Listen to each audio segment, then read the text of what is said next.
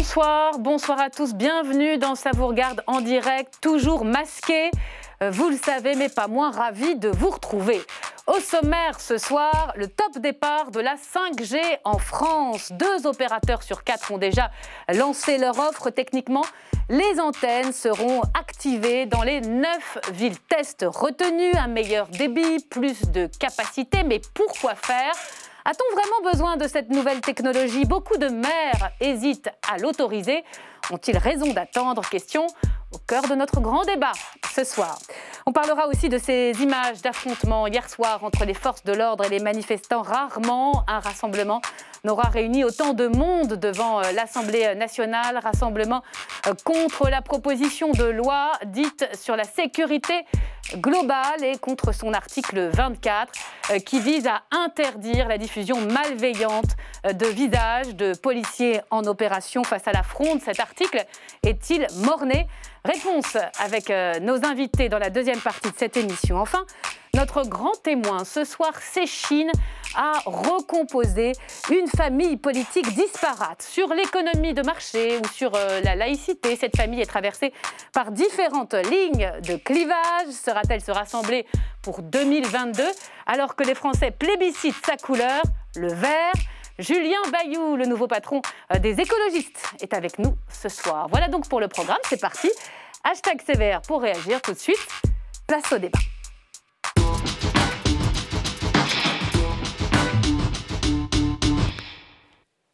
Et bienvenue à vous, chers téléspectateurs. Merci d'avoir choisi LCP. Bonsoir, Julien Bayou. Bonsoir, merci de Ravi de vous accueillir. Vous n'avez pas la tâche facile, je le disais. Vous devez faire parler d'une seule voix les écologistes. Vous êtes le secrétaire national d'Europe Écologie Les Verts depuis 1 an. On va parler de l'actualité de votre parti. Il y a les régionales qui arrivent. Vous êtes candidat tête de liste en Île-de-France. On parlera aussi de votre stratégie à la présidentielle et puis de la crise sanitaire. Mais l'actualité ce soir, c'est la 5G, c'est le top départ. C'est pas forcément pour tout de suite, immédiatement, mais officiellement, les autorisations sont données et 2 opérateurs sur 4, je vous l'ai dit, ont d'ailleurs commencé à proposer aux utilisateurs des offres. Qu'est-ce qui va changer? Faut-il accélérer la couverture sur tout le territoire? Aujourd'hui, il y a 9 villes test. Combien vont coûter les forfaits? Est-ce qu'ils vont augmenter? Bonsoir Marie Lebec. Bonsoir. Merci d'être là. Vous êtes députée En Marche des Yvelines, vice-présidente du groupe majoritaire à l'Assemblée. Michel Combeau, le directeur général de la Fédération française des télécoms, autant dire les opérateurs, va nous rejoindre dans un instant. Et bonsoir Stéphane. Bonsoir Myriam, bonsoir à tous d'ailleurs. Stéphane Blakowski, à mes côtés, comme tous les soirs. Et oui Myriam, tout comme tous les soirs. Qui va ouvrir ce débat tout de suite avec son billet d'actu. Si j'ai bien compris, on y va. Si j'ai bien compris ce soir, Stéphane. Si j'ai bien compris, Myriam, c'est pas si facile de se faire un avis sur la 5G. Alors pour tout vous dire, moi au départ, la 5G, je voyais pas trop pourquoi s'en priver. Je me souvenais de la 3G quand même, qui nous a permis d'avoir des SMS, des photos. Bon, ça c'est plutôt cool. Après, il y a eu la 4G qui nous permet d'être reliés à tout moment, presque de tout endroit à Internet. Ça aussi, c'est quand même plutôt cool. Donc la 5G, je ne savais pas trop ce que c'était, mais je me disais, ça sera encore plus cool que la 3G et la 4G. Donc pourquoi s'en priver? Oui, alors c'est pas un point de vue très écolo que vous défendez là.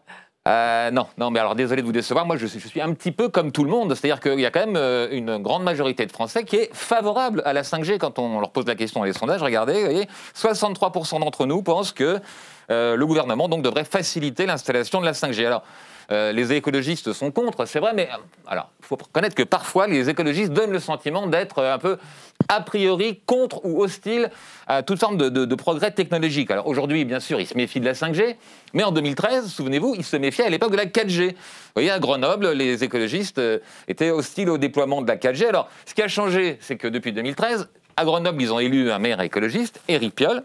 Et ce qui a changé aussi, c'est qu'aujourd'hui, Éric Piolle, il n'est plus contre la 4G. Mais la 5G, il voudrait que la 4G soit répandue sur tout le territoire pour que tout le monde puisse en bénéficier. Et du coup, pour ce qui est de la 5G, ça, on verra plus tard. Est-ce que c'est vraiment nécessaire? On n'en est même pas sûr. Donc, il n'est pas le seul à dire ça. Il y avait une 60aine d'élus qui avaient publié une tribune début septembre dans le JDD, notamment des maires de très grandes villes comme Lyon, Bordeaux et Marseille. Et en fait, on a l'impression que l'avis qu'on peut avoir chacun sur la 5G est liée à notre opinion politique.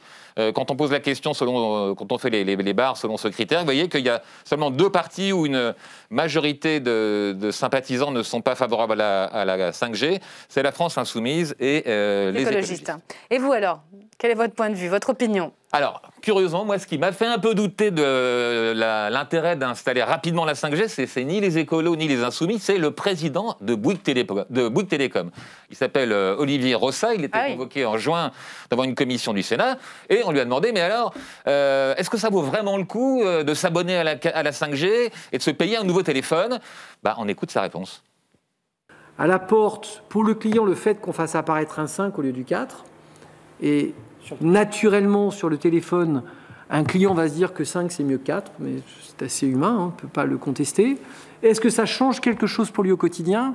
Écoutez, Cédrico a répondu dans une interview il y a 2 jours pour dire « ça ne va rien changer pour le quotidien du consommateur ». Parce qu'effectivement, ça ne va rien changer. Incroyable. Alors, ça ne va rien changer, nous dit le président de Bouygues. Et puis, c'est pas tout, en fait. Il faut quand même que je vous explique. Oui. S'il est aussi critique contre la 5G, Olivier Roussat, c'est que Bouygues a pris du retard sur l'installation de la 5G. D'accord. Un peu long à expliquer pourquoi. Du coup, pour compenser ce retard, il aimerait bien qu'on freine la mise en œuvre de la 5G. Du coup, il lâche pas ses coups contre la 5G. Et quand on lui demande si, par exemple, ça peut avoir des conséquences néfastes contre l'environnement, écoutez sa réponse. La 5G permet, lorsqu'on transporte des datas, de les transporter avec moins d'énergie. Mais la 5G, parce qu'elle augmente considérablement les débits, nous permet d'avoir un usage beaucoup plus important. Quand on a un usage beaucoup plus important, on transporte beaucoup plus de data. Et quand on transporte beaucoup plus de data, même si unitairement c'est un poil moins cher, c'est beaucoup plus consommateur que ce que c'était précédemment. Voilà, vous venez de trouver un excellent porte-parole, Julien Bayou, le président de Bouygues, défend donc le point de vue des écolos. Comme quoi, ça revient à ce que je disais au départ, c'est quand même pas si facile de se faire un point de vue sur la 5G, puisque tout le monde a l'air d'être dans le camp où on ne l'attend pas forcément. Alors pourquoi pas prendre un peu plus de temps pour réfléchir avant de la mettre en œuvre? Des ministres l'avaient déjà réclamé. En juillet, dans le JDD, on voyait que le ministre de la Santé et le ministre de l'Écologie avaient écrit au Premier ministre pour lui dire on pourrait peut-être attendre un peu avant la mise en œuvre de la 5G. Alors si les ministres eux-mêmes l'ont réclamé en juillet, forcément, on se pose la question. Est-ce que finalement, il ne faudrait pas respecter un moratoire sur la 5G, attendre le résultat des études sanitaires avant de lancer son développement? Alors, c'est la grande question, mais je voudrais... Je n'aurais pas pu mieux dire, et je me réjouis finalement qu'on ait pu publier cette tribune, quitte à passer pour des anti-progrès.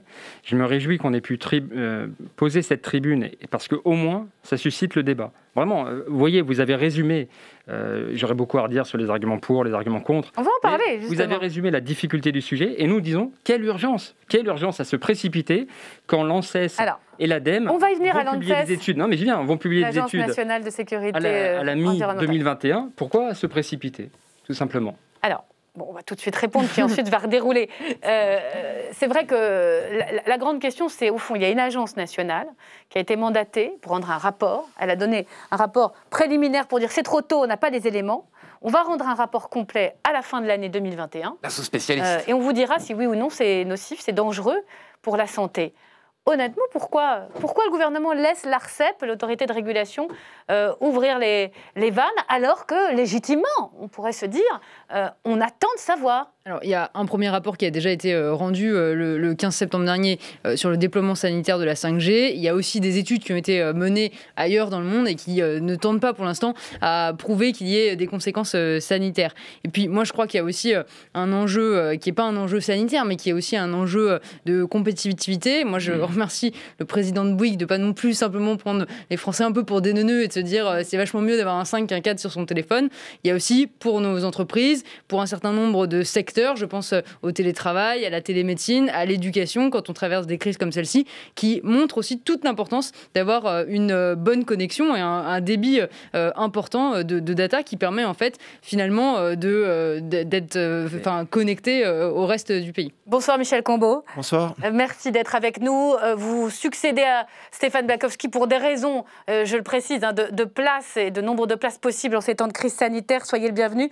Vous êtes le directeur général de la Fédération française des télécoms qui représente, je le disais, les opérateurs de téléphonie. Expliquez-nous déjà, juste pour bien comprendre, les opérateurs sont autorisés aujourd'hui, officiellement, mais il va falloir encore attendre un tout petit peu. Il y a encore quelques petites autorisations à obtenir avant de pouvoir, pour ceux qui ont un téléphone compatible, bénéficier de cette 5G, c'est ça ?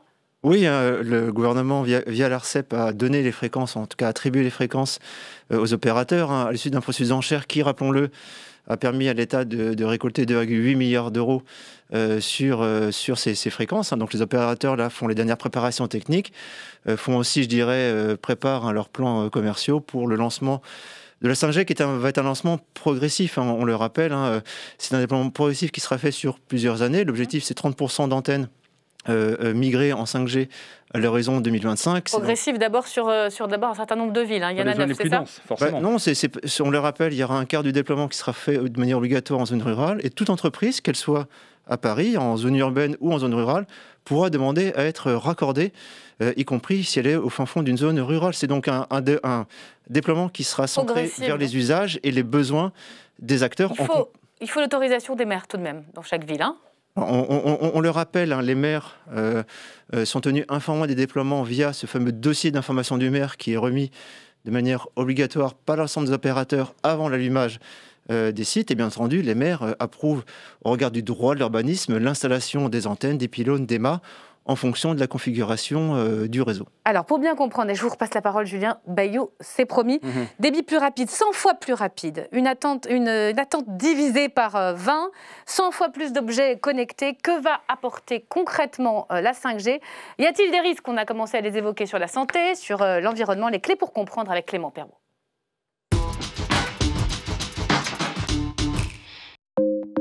Après la 3G et la 4G, voici la 5G, la 5e génération des réseaux de téléphonie mobile. Déjà présente dans une vingtaine de pays, elle débarque désormais en France. Mais au fait, qu'est-ce que la 5G va apporter ? Alors vous allez avoir une vitesse de connexion à Internet sur votre smartphone qui va être 10 fois plus rapide que la 4G. Mais aussi quand vous allez envoyer et recevoir des informations, il va y avoir 10 fois moins de latence. Et enfin, pour les utilisateurs, en fait, quand vous allez vous connecter, vous allez être très nombreux dans un lieu comme un stade de foot ou un concert, vous allez avoir beaucoup moins de phénomènes de congestion de réseau parce que le réseau va avoir 10 fois plus de capacité. À terme, tous les opérateurs proposeront la 5G, mais seuls Orange et Bouygues s'y mettent dès aujourd'hui de façon limitée. Seuls les utilisateurs ayant souscrit une offre spécifique pourront y accéder et dans une zone restreinte de 9 grandes villes françaises. Le vrai décollage de la 5G en France, c'est plutôt pour le deuxième trimestre 2021. Mais au-delà des opérateurs, il y a ceux qui les équipent. Le champion mondial, c'est le chinois Huawei, un géant controversé. Il est soupçonné uniquement parce qu'il est chinois. En fait, Huawei fournit du matériel aux opérateurs depuis plusieurs décennies en France. On n'a jamais constaté de problème. Mais par principe et dans le doute, dans le cas où un jour le gouvernement chinois pourrait utiliser Huawei pour espionner nos communications ou même les interrompre, la France a préféré prendre un décret et elle impose maintenant aux opérateurs de demander une autorisation avant d'installer une antenne et bien entendu évidemment une antenne Huawei.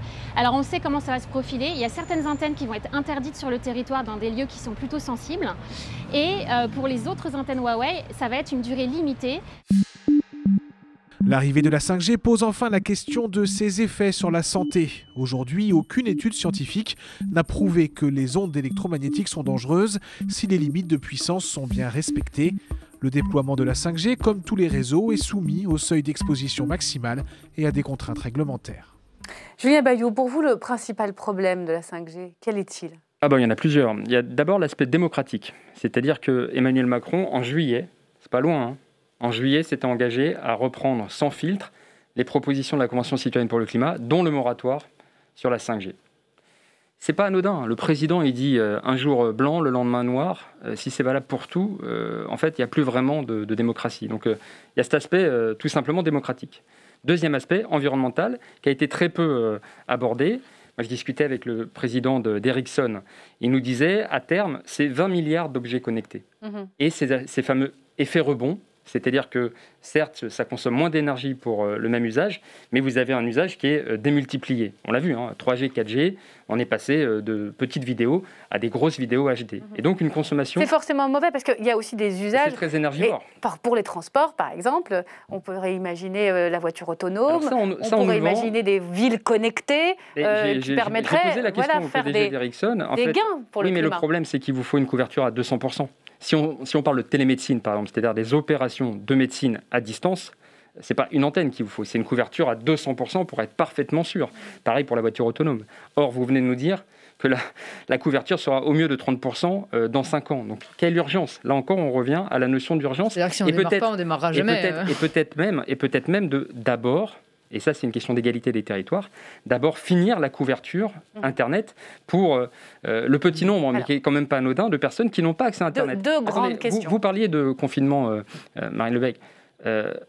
Aujourd'hui, effectivement, pour les personnes qui sont confinées et qui n'ont pas accès à la téléconsultation, qui ne peuvent pas avoir Internet pour payer leurs impôts ou chercher de l'emploi, ce n'est pas la 5G qu'il faut, c'est la 2G. Alors, ou on la va 3G. commencer par la fracture numérique. J'aimerais un dernier élément. Mais tous vos arguments, ça va faire beaucoup de droits de réponse. Passer sous silence, c'est l'aspect géostratégique. Et là encore, la Chine. La Chine ou les États-Unis. Parce que pour le coup, nous pourrions travailler une logique de filière européenne avec Ericsson et Nokia notamment. Ça pourrait être intéressant de se donner les moyens à terme de rattraper notre retard. Mais ça passerait par exemple par un protectionnisme vert et décider de les soutenir eux. Donc, les Européens d'abord. Alors, on va prendre les arguments, il y a beaucoup de choses. D'abord sur la fracture numérique. C'est vrai qu'on est en plein confinement. Ceux qui souffrent le plus aujourd'hui, ce sont ceux qui vivent dans les zones rurales, isolées, les zones blanches. Pour eux, on se dit, mais il est lunaire ce débat sur la 5G. Oui. Pourquoi on n'essaye pas d'abord de réduire cette fracture et on verra après. C'est un plan, je crois que, bien sûr, on s'en est tous rendu compte pendant le confinement. Ici, par exemple, à l'Assemblée, les collègues qui sont dans les zones très rurales avaient parfois plus de difficultés, effectivement, à se connecter. Mais il faut quand même dire ce qui est. Je veux dire, depuis 3 ans, c'est pas une initiative du gouvernement, mais le gouvernement l'a largement accéléré, notamment avec le New Deal sur le numérique, le déploiement de la 4G sur l'ensemble du territoire. Et aujourd'hui, l'un n'exclut pas l'autre. On peut avancer sur la 5G et essayer de résoudre.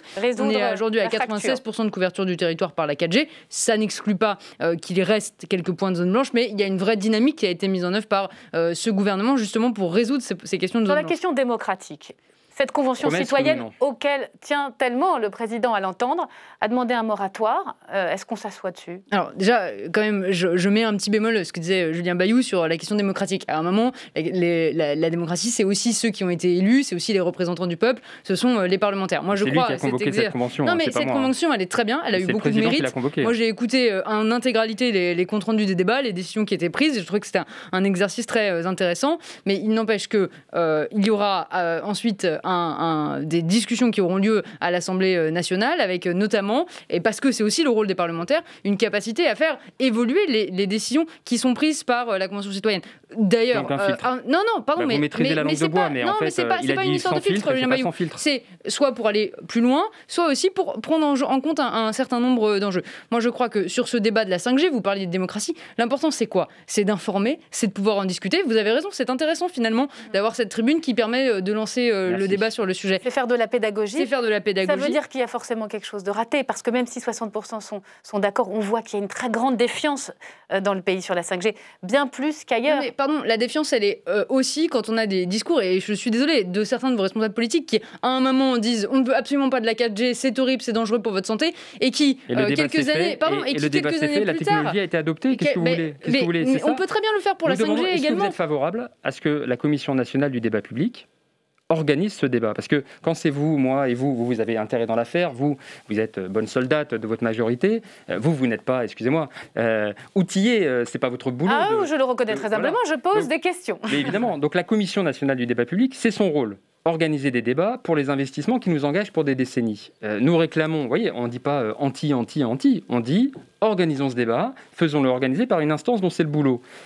C'est même aller au-delà, puisque la Convention citoyenne pour le climat dit moratoire tant qu'on n'a pas les études. Mais la tribune dit aussi moratoire. Moratoire tant qu'on n'a pas ces études. Vous l'avez lu la tribune? Parce qu'il y a deux études qui doivent sortir de l'ANSES et de l'ADEME, et ça coïncide à mi-2021. C'est pour ça que nous disons, on est en plein confinement, est-ce que l'urgence aujourd'hui, alors qu'on va atteindre 10 millions de pauvres et qu'il y a toujours des zones blanches, c'est de foncer sur la 5G? Vous voyez?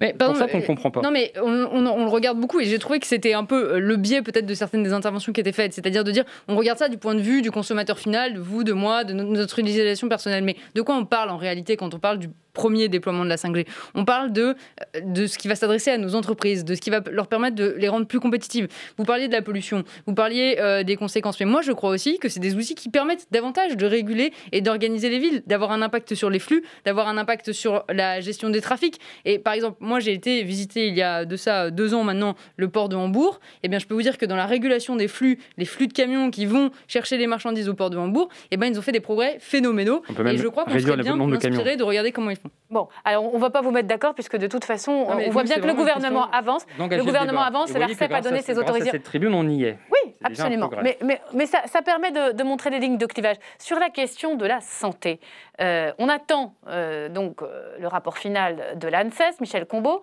Il y a d'autres pays qui sont passés. Est-ce qu'il y a d'autres études dans le monde qui ont permis de montrer que ça n'était pas nocif ? Enfin, il faut le rappeler, c'est comme des fréquences qui sont utilisées depuis plus de 20 ans en France et dans le monde. L'ensemble des études dans les autres pays n'ont conclu à aucun danger sur la santé. C'est dans ce cadre-là qu'il faut rappeler en France qu'on a le cas de l'un des plus sûrs et l'un des plus détaillés en matière de fréquence et de santé, avec des mesures, avec des engagements sur des valeurs d'intention, avec un comité de dialogue. Ça fait plus de 2 ans et demi qu'on parle de 5G avec les acteurs de la société civile, avec les associations d'élus. Il y a eu de nombreuses consultations publiques. J'ai lu que plus le débit était élevé, 5G, moins la pénétration des ondes, je parle sous votre contrôle, dans la peau était important. Autrement dit, s'il fallait graduer, c'est moins dangereux que pourrait l'être la 4G. C'est vrai, c'est faux ? Non, après, ça c'est effectivement, ça dépend. Alors, c'est un peu technique, je pense que ça intéresse moins les usagers. Ce sont d'autres la question des ondes et des antennes, ça les intéresse. Oui, mais ce qu'on peut dire, c'est que la 5G, fondamentalement, c'est pas différent de la 4G. Ce sont des ondes qui sont émises. Et la bande, ces fameuses bandes qui vont être utilisées par les opérateurs, ce sont des bandes qui sont aussi utilisées dès maintenant, qui étaient utilisées avec d'autres technologies. Donc, Quelles sont les technologies que vous utilisez, les opérateurs ? Ce sont des nouvelles antennes ? On parle d'antennes plus intelligentes ou ce sont les anciennes, adaptées ? Ce sont des antennes qui émettent des ondes. Alors, la 5G, son grand avantage, c'est qu'elle va cibler là où elle envoie les ondes et pas uniquement arroser comme pour la 4G. Elle va permettre aussi de s'éteindre et s'allumer. Expliquez-nous. C'est un peu comme dans une voiture. Je passe sans téléphone sous une antenne, il m'arrive rien. Non, l'antenne s'allume, mais par contre, si je ne communique pas en 5G, s'il n'y a pas de client 5G autour, l'antenne n'émet pas. C'est ça. Donc j'ai un téléphone en 4G, je ne recevrai aucune onde 5G si je suis sous une antenne type nouvelle 5G intelligente. Donc c'est effectivement plus économe en ondes que les anciennes technologies. C'est aussi l'enjeu pour nous, c'est de moderniser au fur et à mesure nos réseaux. Ça a été le cas avec la fibre par rapport à la DSL. La 5G sera une modernisation progressive de nos réseaux. Il y a forcément un coût pour les opérateurs. Oui, il y a un coût, mais il faut rappeler qu'on investit près de 10 milliards d'euros par an dans nos réseaux pour les développer, les maintenir et les mettre à jour. La 5G va s'inscrire dans ce mouvement-là. Il y a un coût supplémentaire 5G qui va se répercuter, j'imagine, sur les forfaits. Il faut changer de portable, il faut changer de forfait. Oui, mais il faut rappeler que les gens changent déjà de portable 5G ou pas 5G. Ils sont toujours friands des dernières innovations. Que les métiers d'opérateurs, c'est d'investir près de 10 milliards d'euros par an. On investit par ailleurs dans les zones rurales, sur le plan spécifique du New Deal mobile pour la 4G de zone rurale, 3 milliards d'euros de manière spécifique. Il y a du consumérisme téléphonique, télécom, de toute façon, mais attendez, il n'y en aura pas plus. Oui, mais pas que de la faute des personnes, des usagers, c'est un peu facile. Regardez, ce téléphone, il a 3 ans et demi. C'est presque un record, effectivement. Moi, j'aimerais qu'il puisse durer plus longtemps. Si demain, finalement, il faut changer de téléphone, c'est pas de mon fait. Il y a quand même Apple qui a été mis en cause parce qu'il ralentissait la vitesse de ses iPhones quand il augmentait quand un nouveau opérateur, un système opérateur sortait. Donc, il y a cette notion d'obsolescence programmée que vous ne pouvez pas balayer d'un revers de main. Obsolescence programmée, on la balaye pas. Logiciel, matériel ou par effet de mode. Et imaginez que là, on parle des téléphones, mais demain, ça sera également valable pour les 20 milliards d'objets connectés qui sont autant d'émissions, évidemment, de terres rares. Encore une fois, et de possibilités technologiques aussi très importantes, il faut le reconnaître. De brosses à dents connectées, non, mais notamment, je voulais terminer par ça, sur la médecine, sur toutes les technologies de pointe. Mais je voudrais juste savoir sur le prix. C'est important parce que les gens qui nous regardent, ils veulent savoir si le forfait va augmenter.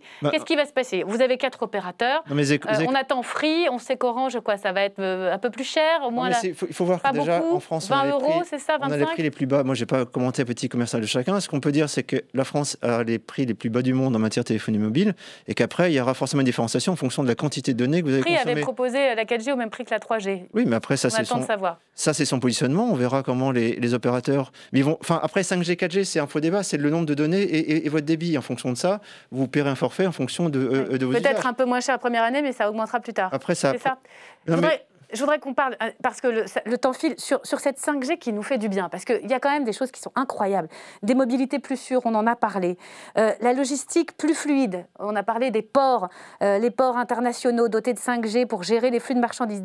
Des progrès immenses en matière de télémédecine. Exemple, un chirurgien peut poser un implant dans le cerveau d'un malade atteint de Parkinson dans une ville chinoise sur un patient qui est à 3000 km à Pékin. Plus loin, c'est pas rien. Un agriculteur, ça va vous intéresser. Pour une agriculture plus préventive avec des fermes expérimentales, des vaches équipées de colliers 5G pour prévenir la propagation des épidémies. Mais est-ce que c'est ça qu'on veut, en fait, vraiment, enfin, le PDG d'Ericsson me parlait... C'est du progrès, ça. C'est du progrès pour le bien de l'humanité. Il me disait, on peut faire des camions autonomes et du coup, les serrer les uns derrière les autres. Et nous, on dit, mais pourquoi vous voulez développer le nombre de camions ? Vous voyez cet aspect de technophilie ou de, comment on appelle ça, de technosolutionnisme. Sur cet aspect de télémédecine, moi j'insiste. On nous dit on va déployer la 5G sur tout le territoire et pour toute la population, alors que pour ces aspects de télémédecine, eh bien, il faudra une couverture à 200%. Donc en fait, je crois que personne n'est dupe. La 5G, ça sera d'abord et en premier lieu pour les centres-villes denses, pour les grandes cœurs de métropole, à Paris, à Lyon, à Marseille. Et tant mieux pour eux, et tant mieux pour elles.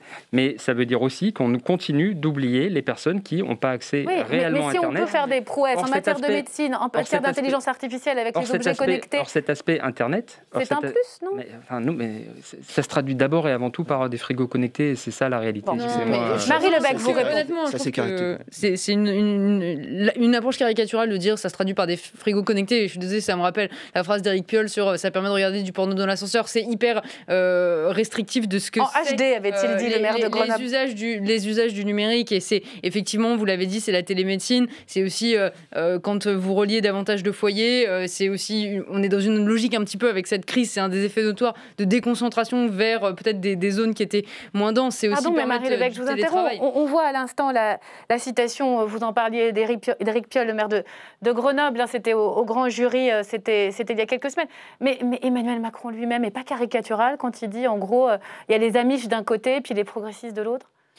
Je ne sais pas s'il faut, encore une fois, organiser le débat sous cet angle-là. Ce qui est sûr, c'est que moi, je vois un certain nombre d'opportunités en termes d'innovation, en termes de compétitivité pour nos entreprises. Et ce n'est pas un maigre débat dans le cadre de cette crise sanitaire et après les efforts que l'on a fait ces 3 dernières années pour ramener la France, justement, dans le numéro 1 de l'attractivité. Et puis, par exemple, ça déploie aussi, on a déployé la robotique. On est maintenant dans le top 3 des pays où il y a le plus de robotisation de nos industries. Eh bien, oui, ça sert aussi à ça, la 5G, ça sert aussi à rendre nos industries plus intelligentes et à créer davantage d'emplois industriels en France. Donc, je crois que, bien sûr, il y a ce débat de l'usage personnel, mais comme vous le disiez à l'instant, chacun en fait son propre usage, mais il faut, je crois, essayer de voir un peu plus l'image globale et de se dire que ça offre des opportunités de progrès pour un certain nombre de secteurs. Merci beaucoup. Merci à vous. J'espère qu'on y voit un peu plus clair, que chacun a pu se forger une opinion. En tout cas, pour l'instant, les points de vue des deux côtés de ce plateau sont plutôt irréconciliables. Je n'ai pas compris pourquoi est-ce qu'il fallait faire maintenant plutôt que dans 3 mois, mais à part ça, tout va bien. Bon, en tout cas, Marie Lebec a essayé de vous répondre. Merci à vous. Michel Combeau, Julia Bayou, vous restez avec nous. On va parler un petit peu de votre actualité à présent. Les échéances électorales à venir, la stratégie de votre parti. C'est la séquence du grand témoin tout de suite.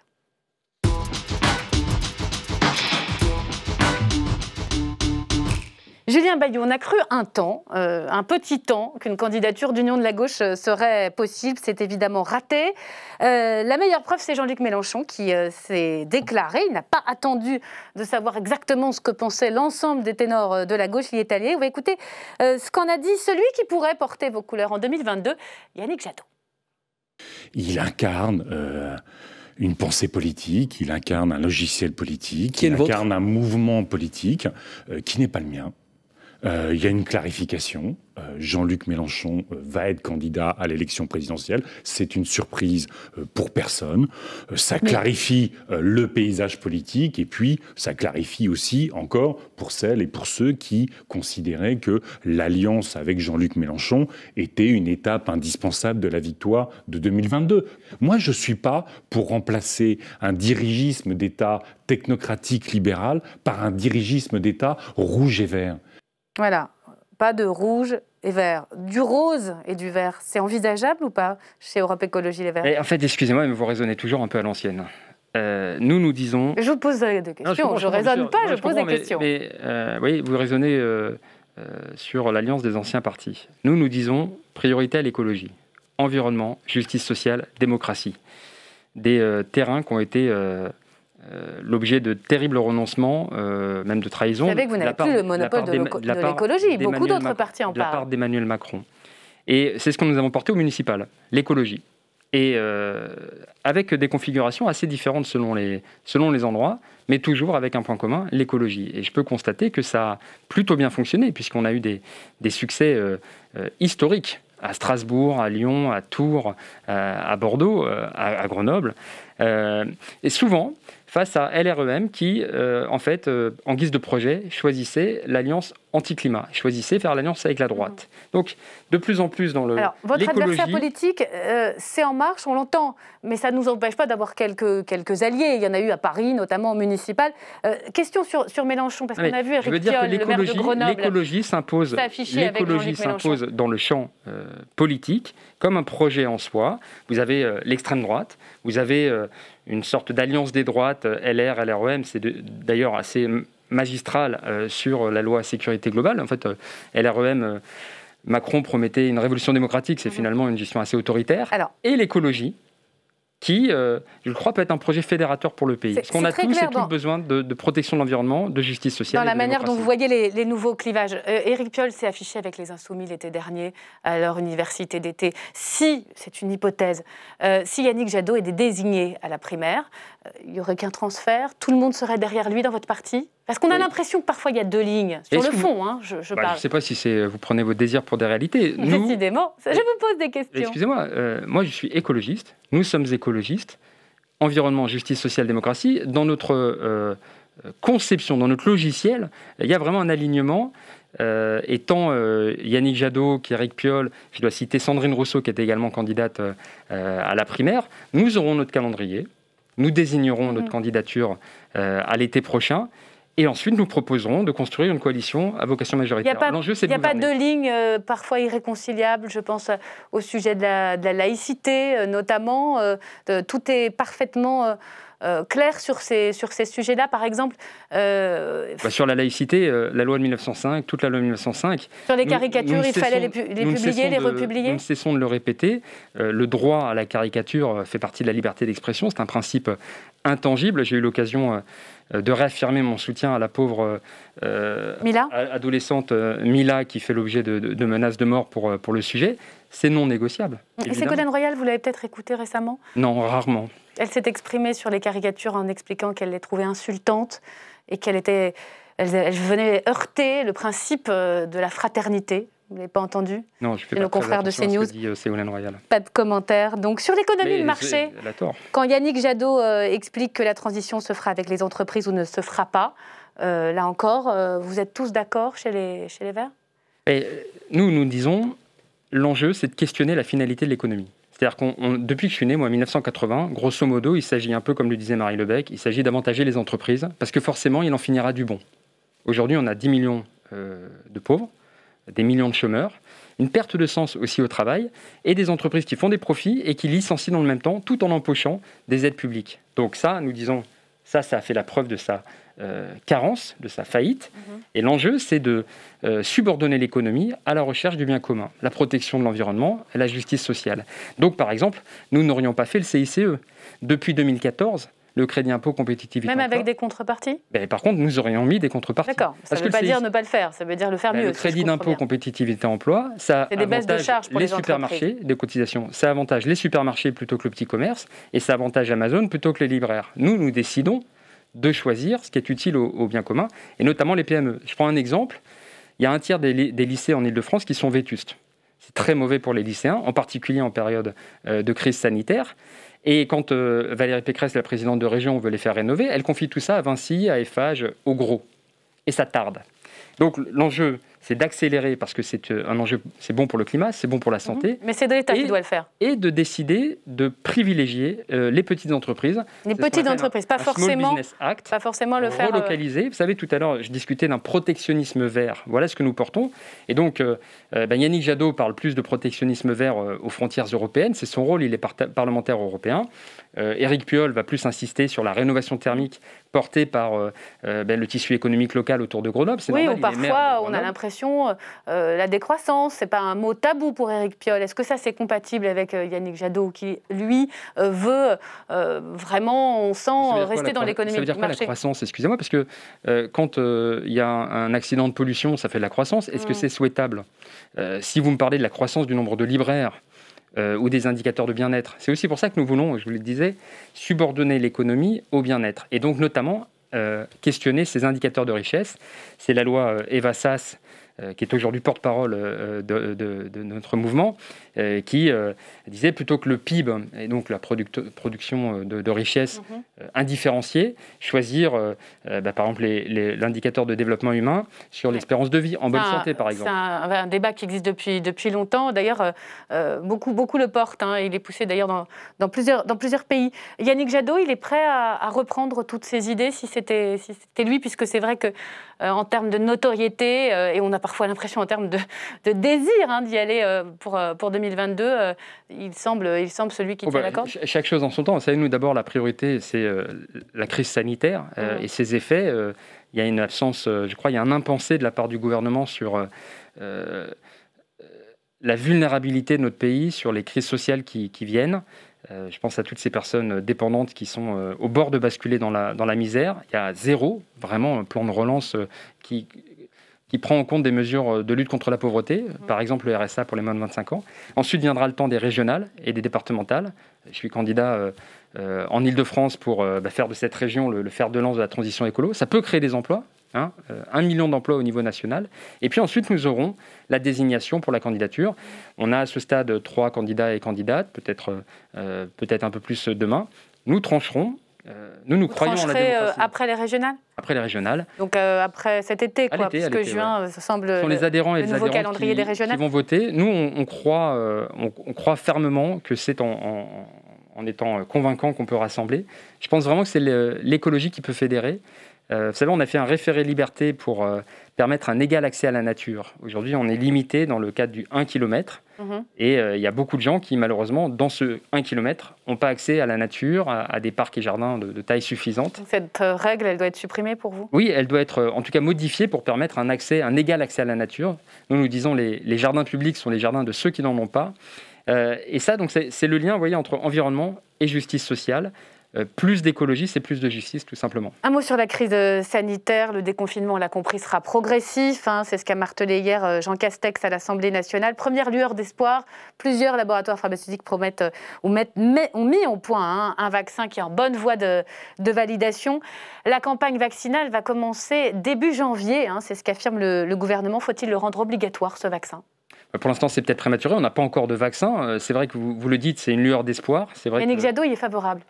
Pour l'instant, il y a un enjeu de logistique, de ce que j'ai compris. Oui, mais on n'a pas les doses. Est-ce que, si on les a, si on a les doses, si on a la logistique, si ce vaccin est sûr, toute la population française doit être vaccinée? Oui, mais pour l'instant, ce n'est pas le cas. Mais c'est ma question. Oui, mais je vais vous répondre. L'enjeu, nous sommes bien sûr pour le principe de vaccination. Obligatoire? Je vais vous dire, il y a un enjeu d'adhésion vaccinale, et d'abord et en premier lieu de logistique. S'il y a un sujet de nombre de doses, je ne suis pas, moi, expert en la matière. Je m'en référerai aux préconisations des agences sanitaires au niveau européen et française. Et semble-t-il, peut-être faut privilégier les professionnels de santé ou les personnes vulnérables. Le mouvement anti-vaccin, qui est puissant en France, on le voit dans les enquêtes d'opinion, est-il dangereux? Oui, clairement, oui. Je pense qu'il y a un enjeu. Alors, il y a un enjeu de transparence dans ces sujets. Je pense que l'enjeu, c'est la transparence pour couper court. Vous savez, les vampires ont horreur de la lumière. Il faut couper court à tous les complots. C'est pour ça que l'action, par exemple, de David Cormand au niveau européen est utile.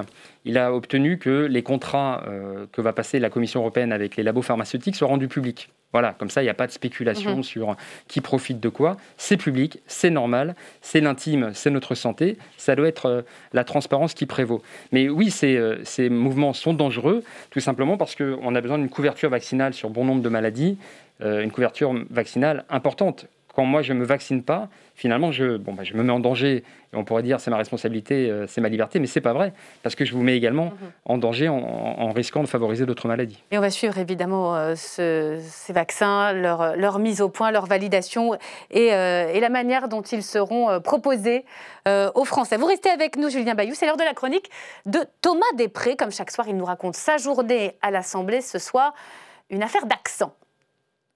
Oui, exactement, Myriam. C'est la proposition de loi dont tout le monde a parlé aujourd'hui. Promouvoir la France des accents, voilà son objectif. Mais à quoi va-t-elle vraiment servir? Je vous raconte. Alors, on a tous un accent. Vous, moi, au nord, au sud, à l'est, à l'ouest, dans les Outre-mer, en Corse, bref, tous les Français ont un accent. Mais ce qu'on sait un peu moins, c'est que cet accent est parfois un motif de discrimination. Et ça, un député du groupe Agir Ensemble ne le veut plus. Il a décidé d'inscrire dans la loi la discrimination pour les accents. Sa proposition a été débattue ce matin en commission des lois. On est allé le rencontrer. Bonjour monsieur le député, c'est vous qui portez cette proposition pour la France des accents, ça veut dire quoi? En effet, je porte une proposition qui vise à essayer de faire en sorte que dans notre pays, on discrimine moins par l'accent. C'est-à-dire que le fait qu'on vienne d'une région ou d'une condition sociale particulière à partir du moment où on maîtrise le français comme tout le monde, ne soit pas préjudiciable. Mais est-ce que ceux qui font des blagues sur les accents, qui se moquent des Belges, des gens du Sud, des gens du Nord, des gens de l'aile d'Alsace, ça veut dire que demain, ils ne pourront plus faire de blagues? D'abord, nous avons tous un accent pour l'autre. Il faut déjà avoir ça à l'esprit. Puis non, pas du tout. L'objet, c'est pas de pénaliser, d'être dans la répression. C'est juste d'essayer d'éveiller un petit peu les consciences et de faire évoluer les mentalités. Il ne s'agit pas de mettre tout le monde en prison. Ce n'est pas du tout l'objet de la proposition de loi. Il s'agit de faire avancer les choses de façon à ce qu'elles évoluent, comme on l'a fait pour d'autres discriminations. Le statut de la femme a beaucoup évolué en 100 ans, de l'homosexualité, de la couleur de peau, des convictions religieuses. On avait de grands acteurs, de grands comédiens, des personnalités publiques avec des accents il y a quelques années. Il n'y en a pratiquement plus aujourd'hui. Mais on a un Premier ministre qui a un accent maintenant. On a un Premier ministre qui a un accent. Et vous avez vu que son arrivée a été extrêmement commentée. On n'a pas commenté son parcours ou son cursus, on a commenté son accent. Je trouve que c'est quand même très réducteur venant de quelqu'un qui a occupé la plupart des fonctions les plus nobles au niveau de l'État. Alors il paraît que l'Assemblée nationale est le reflet de la population française. Alors nous, on est allé à la rencontre des députés pour leur demander si dans leur vie, ils avaient déjà été discriminés à cause de leur accent. Un jour, j'étais dans un colloque et en fait, le journaliste qui nous interviewait ne comprenait pas ce que je disais. Mon premier exposé à Sciences Po, mes petits collègues et mon prof s'étaient marrés parce que je disais « avait » au lieu d'« avec » et « tia » au lieu de « tu as ». Donc ça m'avait marqué. En Alsace, à la fin du mot 20, on prononce le T parce que le oui ne se prononce pas tout à fait de la même façon que dans d'autres territoires. Oui, bon, c'est des taquineries, mais c'est des taquineries qui font aussi la richesse de nos rencontres, de nos échanges. Ici à l'Assemblée, quand on pense à député qui a un accent, on pense forcément à vous, Jean Lassalle. Vous y avez pensé? Qu'est-ce que vous voulez que je vous dise? Vous me posez la question, et je vous dis, oui, on m'appelle quand il s'agit d'un accent, mais on m'appelle rarement pour parler d'autres sujets. Souvent, quand on s'exprime avec un accent un peu comme le mien, un peu de la terre, un peu du terroir, eh bien, on n'est pas forcément pris au sérieux. Et donc, je trouve ça particulièrement désagréable que l'accent influe sur ce que l'on dit. Voilà, mais pour être tout à fait complet, cette proposition de loi pour promouvoir la France des accents sera débattue la semaine prochaine dans l'hémicycle. Nous serons le 26 novembre.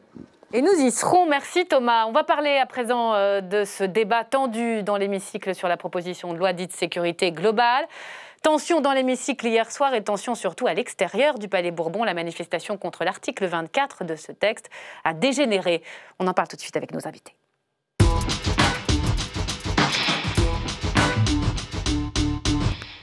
Bonsoir Éric Pouliat. Bonsoir. Merci d'être là. Vous êtes député En Marche de Gironde et vous défendez l'article 24 de ce texte, notamment, qui vise à interdire à certaines conditions la diffusion d'images de policiers en opération. Julien Bayou est contre ce texte, contre l'article 24. D'abord, les images de cette manifestation d'hier soir sur fond de débat musclé dans l'hémicycle, récit signé Elsa Mondin-Gava. Syndicats de journalistes, Ligue des droits de l'homme, avocats, tous ont manifesté devant l'Assemblée nationale. Dans leur collimateur, la proposition de loi pour une sécurité globale et son article 24. Il punit d'1 an d'emprisonnement et de 45 000 € d'amende le fait de diffuser par quelque moyen que ce soit et quel qu'en soit le support, dans le but qu'il soit porté atteinte à son intégrité physique ou psychique, l'image du visage ou tout autre élément d'identification d'un agent de la police nationale ou de la gendarmerie nationale. Pour l'opposition à gauche, cette mesure pourrait empêcher demain le travail des journalistes et le contrôle des citoyens. Des députés socialistes et insoumis se sont joints aux manifestants avant de défendre leur position dans l'hémicycle. Le principe de sûreté tel que l'entend un républicain est global et commence par la liberté fondamentale de contrôler ceux qui exercent le pouvoir. C'est donc un droit absolu que de filmer et par ces films de contrôler comment est utilisée la force. L'ambiance est tendue. Cessez de hurler, vous ne m'intimiderez jamais si vous perdez votre temps. Monsieur le ministre est lui seul à la parole. Le ministre de l'Intérieur, Gérald Darmanin, répond. Vous nous expliquez désormais que plus personne ne pourra rien filmer. Monsieur le Président Mélenchon, ayons des débats de fond, mais relisez l'article 24, je vous en supplie. Les journalistes pourront filmer, les citoyens pourront filmer. Ce que nous ne souhaitons pas, c'est les appels au meurtre. On a peut-être une différence sur ce point, mais débattons-y normalement, en lisant le texte. Mais des doutes, il n'y en a pas que sur les bancs des oppositions. L'allié MoDem fait part de ses grandes réserves. Enfin, mes chers collègues, et heureusement, nos forces de l'ordre, en cas d'agression ou de harcèlement, sont aujourd'hui déjà protégées par les dispositions en vigueur du Code pénal et par la loi de 1881 sur la presse. Le groupe MoDem et ses 56 membres décideront de leur vote à l'issue des débats. Voilà, et cette manifestation s'est terminée, vous allez le voir, par des échauffourées, des heurts. Vous le voyez qui ont éclaté à la fin du rassemblement, des policiers qui ont fait usage de canons à eau, de gaz lacrymogène pour disperser les manifestants, parmi lesquels figuraient donc de nombreux jeunes qui ont détruit, vous le voyez, du mobilier urbain. Ce matin, la préfecture de police de Paris a fait un bilan, 33 interpellations, 10 blessés légers, dont 9 parmi les forces de l'ordre. Éric Pouliat, quand vous voyez ce que ça génère, cet article 24, quand vous voyez ce rassemblement, cette tension, vous vous dites pas au fond, est-ce que le jeu en vaut la chandelle, franchement? Ce que je me dis surtout, c'est que ce que ça génère, c'est pas l'article 24 qui le génère. C'est ce que les gens disent de l'article 24 qui génère ça. C'est quand je vois des unes de presse quasi intolérables qui disent que c'est une atteinte à la liberté de la presse, c'est-à-dire qui complètement contredisent ou font de la désinformation, alors que le journalisme, normalement, est un métier qui a une déontologie. Dire que cet article 24 serait liberticide ou porte atteinte à la liberté de la presse est faux. Alors, expliquez-nous en quoi. Je vous pose une question très claire. Je suis journaliste, je suis dans une manifestation. Oui. Je sais que je peux encourir 1 an de prison, 45 000 € d'amende. Si je filme et que je diffuse, par exemple, en direct sur mon média, mettons que je travaille dans une chaîne d'information, ça m'est arrivé en continu par le passé, je n'ai pas le temps de proposer le floutage. Mais on ne vous demande pas de flouter. Donc ces images, je peux les diffuser. Tout à fait. Très bien. Et si, en face, à cause de cet article de loi, un policier me dit « vous n'avez pas le droit, vous n'avez pas le droit ». Non, c'est pas vrai, vous avez le droit. Oui, mais vous ne craignez pas qu'à ce moment-là, le journaliste, face à la force de l'ordre, éteigne sa caméra? C'est ça le risque d'autocensure. Alors, ce n'est pas aux législateurs de gérer l'autocensure des différentes professions. C'est l'application d'un texte sur le terrain qui risque... L'autocensure, non. Moi, je suis inquiété parce que vous avez toujours raison contre tout le monde. La défenseur des droits, Claire Hédon, dit attention, attention, attention, vie privée, liberté d'expression, liberté de réunion. Et elle met du conditionnel partout. Le Haut Conseil consultatif aux droits de l'homme à l'ONU dit attention, attention, liberté d'expression. Les magistrats, les avocats, bien sûr la Ligue des droits de l'homme, bien sûr les écologistes disent attention. Darmanin, le ministre de l'Intérieur lui-même, il y a 2 semaines, disait l'objectif est d'empêcher la diffusion. Aujourd'hui, vous avez rétropédalé. Et vos meilleurs alliés du MoDem disent... La rédaction de l'article 24 n'a pas changé. Darmanin, le ministre de l'Intérieur, disait... Le ministre, il dit ce qu'il veut. Moi, je parle du texte, je suis législateur. Excusez-moi, c'est quand même le ministre de l'Intérieur qui, malheureusement, décide. Il me semble, malheureusement, si... Alors, c'est vrai que Gérald Darmanin a dit les images seront interdites de diffusion. Il a eu tort d'aller jusque-là? C'est pas à moi à dire ce que doit dire un ministre. Ce que je dis, c'est que moi, je suis législateur, je vote des textes de loi, je peux ne vous parler que de ce qu'il y a dans le texte de loi. Et dans le texte de loi, il n'a jamais été dit le mot de floutage. Il a jamais vous avez un avis personnel sur Gérald Darmanin, il fait aussi de la politique, vous en faites aussi. Je pense que mon avis personnel sur Gérald Darmanin n'intéresse non, mais simplement, personne. pourquoi a-t-il dit à un moment, c'est vrai? Quelle tristesse, un député qui ne peut pas donner son avis personnel, c'est un député. Mais je peux le faire, mais ça n'intéresse. Mais si, ça nous intéresse. Un député qui ne peut pas donner son avis personnel. Vous voyez ce que je veux dire? Non, mais ça nous intéresse, et ça intéresse les gens qui nous regardent. Député en carpette, ça c'est vraiment terrible. Alors, si vous voulez. Mais non, mais c'est pour ça qu'on vous écoute, vous avez la parole. Voilà, si on attaque les propos diffamants ou insultants, on peut, mais c'est ce que vous faites là actuellement à mon endroit. Donc, alors, utilisez justement. Non, mais si vous voulez devant les tribunaux, moi je vous dis juste que. Non, on n'est pas du tout là. S'il vous plaît, on va justement s'écouter. Vous avez cette tribune qui donne son avis. Puisqu'il y avait à un moment, peut-être que Gérald Darmanin est revenu sur ses propos, mais 2 lignes au fond. Vous étiez contre la ligne de Gérald Darmanin? Nous, on a toujours été pour protéger les policiers quand ils sont victimes, quand il y a des appels au viol de policières sur les réseaux sociaux, quand on a des policiers qui nous disent qu'ils mettent leurs enfants dans le privé, dans le département d'à côté parce qu'ils se font casser la gueule parce qu'ils sont fils de flics. Moi, ça c'est quelque chose que je ne peux pas accepter en République. Donc je pense qu'on a un devoir de protéger. Mais ce qui ne veut pas dire qu'on a un devoir d'accepter les fautes professionnelles, les débordements, etc. Donc bien sûr qu'on peut filmer. Vous reconnaissez que ces images qui ont pu lancer des alertes, je pense à l'affaire Chouvia, évidemment l'affaire Alexandre Benalla. Mais pas de problème. S'il n'y avait pas eu ces images, il n'y avait pas de poursuite. Avec ce texte-là, Benalla existe tout pareil. Je vous redonne la parole, vous avez beaucoup parlé, pardonnez-moi, mais j'aimerais quand même, je vous la redonne après, Julien Bayou, vous faire entendre un de vos collègues de la majorité, parce que manifestement, Erwan Balanant, bonsoir, vous êtes député MoDem du Finistère, manifestement, il y a un petit malaise au sein de la majorité, pour ne pas dire un véritable malaise sur cet article 24. Vous êtes allié du groupe majoritaire et vous avez rédigé un amendement de suppression de cet article 24. Pour quelle raison ? Bon, tout simplement parce que nous pensons qu'il atteint un certain nombre d'équilibres. Mais juste, je voudrais revenir sur ce que je viens d'entendre, le débat que je viens d'entendre. Sur cet article, il faut être extrêmement sérieux. Et je suis désolé, même si on est en accord sur l'opposition à ce texte, j'ai entendu des choses qui n'étaient pas vraiment sérieuses de la part de M. Bayou.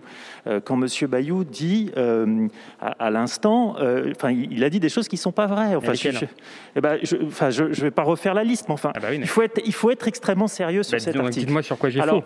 Vous avez faux sur le fait que, oui, l'article ne dit pas qu'on interdit de filmer. Et le ministre de l'Intérieur l'a dit pourtant. Oui, mais c'est le ministre de l'Intérieur. Et justement, c'est là que vous dites un peu n'importe quoi, Monsieur Bayou. Il y a une différence entre le ministre de l'Intérieur et les parlementaires. Mais donc, et qui va faire... C'est moi qui mène le débat. Monsieur Bayou, je ne vous ai pas coupé, s'il vous plaît, Monsieur Bayou. Vous l'avez dit. Précisément dit. Vous avez parlé de Gérald Darmanin. Excusez-moi, est-ce que je peux... Monsieur Balanant, je vous pose cette question. On a compris votre bémol entre les propos du ministre de l'Intérieur et l'article de texte, l'article de loi. Sauf que vous, au MoDem, pardonnez-moi, mais vous demandez à ce que cet article soit supprimé. C'est bien ça. Oui. Pourquoi ? Alors pourquoi ? Pour plusieurs raisons. Déjà, première raison, je pense, et nous pensons dans le groupe MoDem, qu'il y a déjà un arsenal législatif qui existe entre la loi de 1881 et le code pénal qui protège les policiers. Maintenant, est-ce qu'il faut peut-être le renforcer ? Oui, pourquoi pas ? C'est le premier sujet. Le deuxième, par contre, le problème qui est posé par ce texte, c'est pas dans ce texte et c'est pas comme ça qu'il faut le faire à notre sens. Premièrement, ça doit être sujet d'un vrai débat de société sur le rapport que l'on a à l'image, aux policiers, à la façon dont on se comporte dans une manifestation. Aujourd'hui, on est en train de... Je suis un peu en colère parce que les opposants sont en train de faire en sorte que ce texte va passer, alors qu'il ne doit pas passer. Bon, bref. Attendez. Qu'est-ce que vous voulez dire exactement ? Vous avez décidé de le voter, ce texte, et l'article en particulier, finalement ? Non, moi je m'opposerai à cet article tel qu'il est rédigé. Tout simplement parce qu'il n'est pas... il touche un certain nombre d'équilibres, et en plus, il met du trouble, on le voit, il y a un certain nombre de journalistes qui sont troublés, et moi, en tant qu'ancien photographe et en tant qu'ancien reporter d'images, j'avoue que je suis extrêmement troublé, et j'ai regardé les milliers d'images que j'ai faites de manifestations, et certaines, oui, je me dis, peut-être que celles-là, je ne les aurais pas diffusées. Donc c'est là qu'il y a un vrai sujet et c'est là qu'il faut améliorer les choses sur ce texte. Et la difficulté, c'est aussi la méthode. On est sur une PPL initialement qui avait proposition de loi. Voilà, une proposition de loi avec un très bon travail qui a été fait par Fauvergue-Toureau sur tout un aspect, le continuum de sécurité. Tout ça a été très bien fait. Et il y a eu des choses qui ont été rajoutées. Par qui Vous parlez de l'article 24, qui l'a rajouté? Oui, qui a été rajouté par le ministre de l'Intérieur. Et c'est là, oui, mais c'est là, Monsieur Bayou, que vous ne pouvez pas laisser dire à mon collègue, vous ne pouvez pas lui dire qu'il a le droit d'être en accord avec le ministre de l'Intérieur. Je lui ai demandé son avis. Et moi, j'ai le droit d'être en opposition sur ce sujet-là. C'est très clair, c'est très clair, merci. Merci, on va donner le droit de réponse maintenant alors, à Julien Bayou et à Monsieur Pouliat. Merci, Erwan Baladin. Merci beaucoup. Alors d'abord, pour dire que moi j'ai le plus haut respect pour la fonction de parlementaire, et c'est pour ça que je m'attriste quand un député me dit « je ne veux pas donner mon avis ». Voilà. Monsieur Baladin exprime son opinion, son intime conviction, et c'est ça que j'attends moi d'un parlementaire, même si j'ai pas voté pour lui. Vous voyez, ça c'est extrêmement important. Il y a un amendement de suppression à un article, quand on est dans le même groupe, dans la majorité, sur un texte de loi, c'est quand même rare. Il disait que je disais n'importe quoi. Je réitère, le ministre de l'Intérieur a bien dit, il y a 2 semaines, qu'il voulait interdire. C'est très clair, sauf que maintenant on va se concentrer sur ce texte, s'il vous plaît. Allez-y, mais je voudrais en plus qu'on ait un autre duplex. Il y a un enjeu de protection des policiers et des policières. Oui, il y a des personnes qui harcèlent les policiers et les policières en ligne ou en physique. Cette proposition de loi n'y résoudra rien. Nous recommandons de mettre des moyens humains. Nous demandons des moyens humains pour la police nationale. Ce sont les maires écologistes qui le réclament. Ça a été une longue bataille à Grenoble pour obtenir 13 policiers en plus, 6 ans d'attente. Donc pour vous, plus de policiers, c'est moins de violences policières? Et un accompagnement, oui bien sûr, on a besoin de policiers. Plus d'effectifs, des caméras piétons aussi? On a besoin de sécurité, et notamment dans les quartiers populaires. Mais pour répondre à la question du harcèlement spécifique des policiers et des policières, pour véritablement les protéger, des moyens pour Pharos, la plateforme de signalement en ligne, et 2, un accompagnement, accompagnons-les pour porter plainte et sanctionner, réprimer ces personnes qui les harcèlent. Alors, Éric Pouliat, vous allez avoir un droit de réponse, mais il y a une vraie objection qui vous est posée, notamment par vos alliés MoDem, et qu'on retrouve chez les opposants de ce texte, c'est que, au fond, l'arsenal juridique existe déjà. Les menaces de mort, c'est une infraction pénale, c'est un délit. Le cyberharcèlement, c'est un délit. Y avait-il besoin d'un article de loi dont on ne sait même pas s'il ne va pas être censuré par le Conseil constitutionnel pour garantir la protection des policiers? Alors, je ne vois pas pourquoi il s'est censuré, et je vais commenter, je vais vous remercier de nous ramener sur le fond du texte, parce que là où je vais être très clair par rapport... La protection des policiers, ce n'était pas le fond du texte. Non, mais là où je vais être très clair par rapport à... Pourquoi vous me faites dire ce que je n'ai pas dit? Allez, on essaye de rester concentré, il nous reste peu de temps avant la fin de cette émission. C'est que justement, je ne suis pas là pour commenter les commentaires des uns et des autres. Donc, on va parler de ce texte. Donc, effectivement... Pourquoi il en avait besoin? Parce que je pense qu'il est important de caractériser l'intention. Les usages ont évolué avec le temps. On voit bien que les moyens ont évolué aussi. Aujourd'hui, on est face à des comportements, des pratiques vidéo sur Internet, avec pourquoi même aussi des fois des images détournées, etc., de la manipulation d'images, des vidéos qui sont des fois pas contextualisées, etc., qui sont des vieilles vidéos qui se passent dans d'autres pays, etc. Donc cet article va dissuader les intentions malveillantes de s'en prendre, de jeter en pâture. Elle va caractériser la malveillance. Hier, une photographe a été mise en garde à vue. Hier, un journaliste a été empêché de couvrir la manifestation. Mais le droit d'information, le droit d'information est sacré. Le droit d'information est sacré. Il est maltraité. Et vous le défendez ici même, tous les deux. Je voudrais qu'on termine en allant voir Elsa Mondin-Gava qui nous attend depuis la salle des 4 colonnes. Il va falloir faire vite, ma chère Elsa. Quel est l'avenir, au fond, de cet article 24 si controversé? Est-ce qu'il va être adopté? Est-ce qu'il va être réécrit? Ou est-ce qu'il va être rejeté? Eh bien, écoutez, pour l'instant, Myriam, ce n'est absolument pas tranché. Un pilier de la majorité me disait, on va attendre d'être au pied du mur et puis on va décider. Il y a plusieurs scénarios. Évidemment, tout le monde dans la majorité voit bien que le malaise autour de cet article, alors on peut le réécrire, on peut essayer de le réécrire, mais il faut encore que le gouvernement soit d'accord. C'est un article qui a déjà trouvé un équilibre, puisque Gérald Darmanin voulait aller plus loin. Pas sûr que le gouvernement accepte, donc on le réécrit. Alors on sort la calculette, on voit si on peut obtenir la majorité. Le groupe La République En Marche seul ne peut pas l'avoir, et il y aura en plus des députés qui voteront contre cet article. On va prendre les voix d'Agir Ensemble, on va regarder, mais le MoDem est un peu divisé. Donc sinon, on comptera sur les voix de la droite. Et tant pis, Emmanuel Macron veut faire des sujets régaliens l'importance de fin de son mandat. Et donc, la droite viendra compléter les voix. Merci beaucoup, Elsa. C'est une stratégie un peu plus globale que ça qui est en train de se mettre en œuvre au sommet de l'État, non, Éric Pouliat, dans la perspective de 2022. Le président parle à la droite, non? Je crois que c'est surtout qu'on parle de sécurité et que la sécurité, c'est un enjeu majeur dans les années qui arrivent. Et bien évidemment, on voit que nous sommes confrontés à différents niveaux de menaces. On voit bien que c'est un sujet qui préoccupe les Français. On voit bien qu'il faut des réponses. Donc nous y répondons. Après, nous y répondons avec ceux qui ont envie d'y répondre avec nous. Merci Eric Pollia. Vous aurez le mot de la fin, Julien Bayou, en tant que grand témoin. Un sujet majeur comme ça, la protection de nos policiers ou de la liberté d'expression, est réduit à un enjeu de communication politique. Rien dans ce texte ne résout la question de la sécurité de nos policiers et de nos policières. On a besoin de moyens humains sur le terrain, on a besoin de les accompagner pour porter plainte. Et là, on va piétiner la liberté d'expression. Encore une fois, les journalistes nous disent qu'ils ont du mal à couvrir de plus en plus les manifestations. C'est dit. Et le ministre de l'Intérieur veut aller toujours plus loin. On va suivre ce débat attentivement. Article 24 qui devrait être discuté demain, dans la soirée peut-être, ou après-demain. Après-demain. Nous verrons. Merci, messieurs. Merci d'avoir été notre grand témoin, Julien Bayou. Merci à vous, monsieur le député. C'est la fin de cette émission. On se retrouve demain, même lieu, même heure. Très belle soirée à vous.